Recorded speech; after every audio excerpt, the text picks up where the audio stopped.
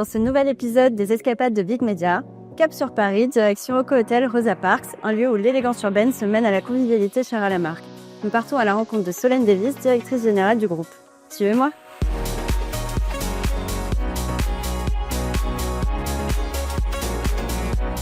Bonjour Solène. Bonjour Myriam. Merci de nous recevoir aujourd'hui chez Oco. Je suis ravie. Est-ce que tu peux nous expliquer un petit peu la jeunesse du groupe? Comment ça s'est passé? Quelle est l'histoire? Il me semble que tu l'as créé avec ton papa en 2009. Alors l'histoire d'Oco Hotel, c'est une histoire d'entrepreneur qui ne savait pas qu'il en était un, puisque mon père, après 15 ans de carrière chez Accor, quitte le groupe en 2009 et se lance dans cette aventure un peu dingue de lancer son propre groupe hôtelier. Comment tu rentres dans la danse Alors moi je finis mes études, j'ai passé 1 an chez LVMH en marketing, donc je sais que le marketing c'est un métier qui me passionne et j'avais envie de travailler dans un environnement qui serait une alternative à un grand groupe. J'avais besoin de quelque chose où il y avait un peu plus de valeur incarnée et puis plus de liberté, plus d'adaptabilité. J'avais pas du tout envie d'être un numéro dans une très grande structure.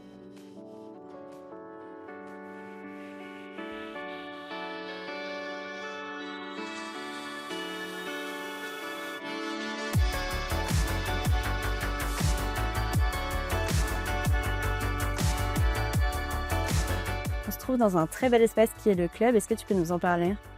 Effectivement, le club, c'est vraiment le centre de l'hôtel. C'est un espace où tu peux, à toute heure du jour ou de la nuit d'ailleurs, te restaurer, te détendre.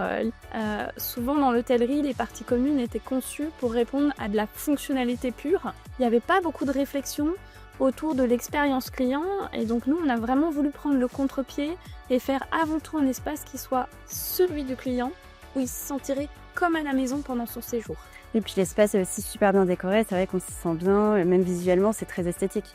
Alors c'est vrai que le design, quand on monte une marque 4 étoiles, pour nous c'est un levier extraordinaire parce que ça veut dire que dans chaque ville où on s'implante, à la fois on peut avoir des codes qui font qu'on reconnaît qu'on est chez Oco Hotel. Là, il y a une vraie identité de marque du coup. Il y a une identité de marque et en même temps on peut travailler sur une déclinaison qui est en lien avec le bâtiment, qui est en lien avec la ville dans laquelle on s'implante. Donc on a une infinité de possibilités et ça participe énormément à ce que le client va vivre. Aujourd'hui, le client hôtelier est très sensible au niveau de décoration et de design. Oui, j'allais te demander, est-ce que c'est la clé de fidélisation du coup? Alors je pense que évidemment ça plaît beaucoup et ce qui se passe dans cet espace au-delà du design c'est la générosité de l'offre, de pouvoir se servir comme à la maison de thé, de café, de choses à grignoter, ça participe à la satisfaction. La qualité du service aussi j'imagine. Alors absolument, moi je te rejoins à 100%. Le cœur de notre métier, il ne faut pas l'oublier, c'est la façon d'accueillir nos clients. C'est l'humain, c'est la formation des équipes et le recrutement. Chez Oco Hotel, le taux de satisfaction sur l'accueil, il est 91%. Ah oui. Donc je crois que c'est autant nos équipes et leur travail que la qualité du design qui font revenir les clients.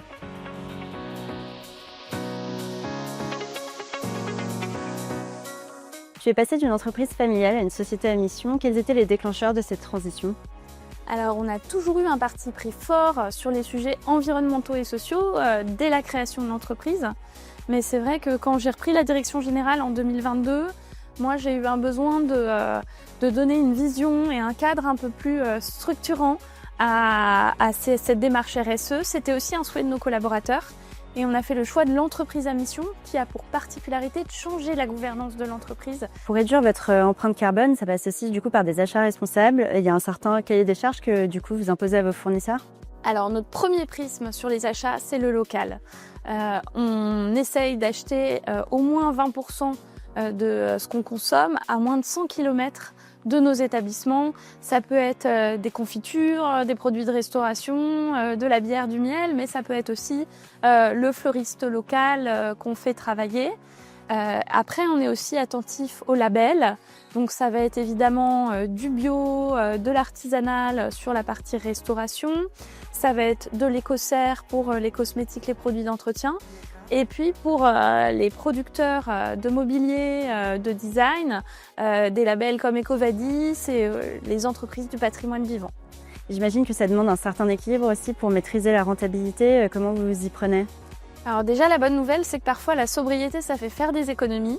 Donc quand on ne paye pas un minibar dans une chambre, on peut mettre beaucoup d'argent pour avoir un lit éco-conçu. D'autre part, il y a des externalités positives qu'on n'imagine pas toujours forcément. Typiquement, quand on travaille avec des partenaires en local, c'est moins de transport et du coup, parfois, on s'y retrouve financièrement.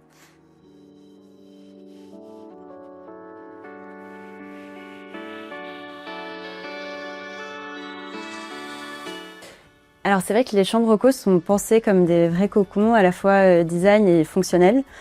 Comment du coup vous conciliez à la fois l'optimisation des coûts et puis l'expérience client du coup?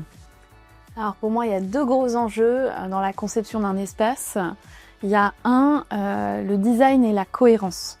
Une chambre d'hôtel, c'est évidemment de la décoration, du mobilier, de la peinture à un sol, mais c'est aussi du linge de lit, des cosmétiques, des accessoires.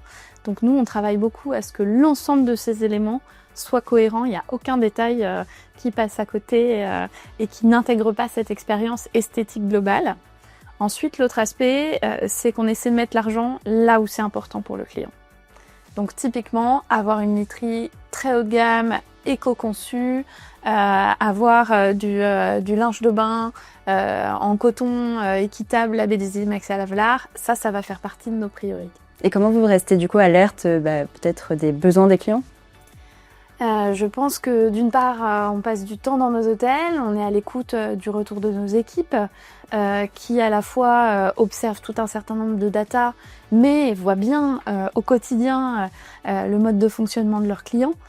Et je dirais qu'il y a aussi une réflexion un peu plus large, un peu plus sociologique sur les modes de vie. Donc aujourd'hui, on est vraiment très attentifs à ça, ce qui se passe dans l'univers domestique des gens, leur mode de vie, parce que parfois c'est l'hôtellerie qui va inspirer le domestique et parfois c'est le domestique qui inspire l'hôtellerie.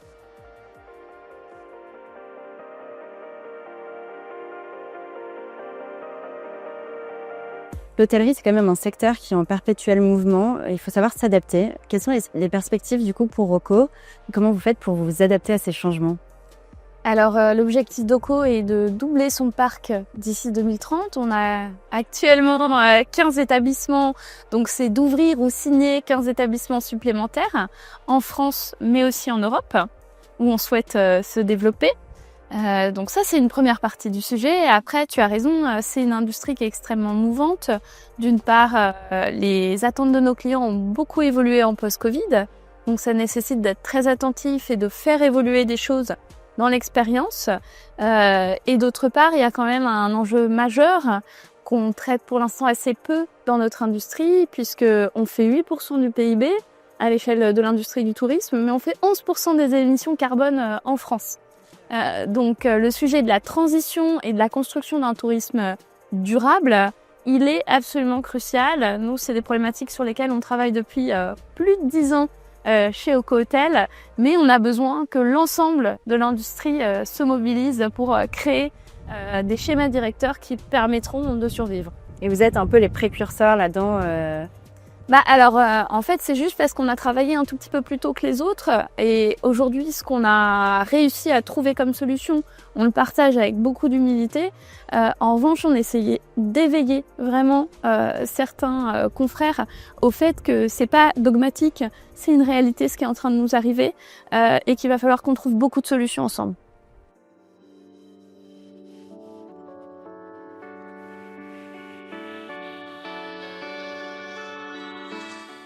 Alors Solène, ça fait 3 ans que tu es à la direction générale du groupe Oco. On a beaucoup d'entrepreneurs qui nous regardent. Quels seraient tes conseils pour les femmes entrepreneurs?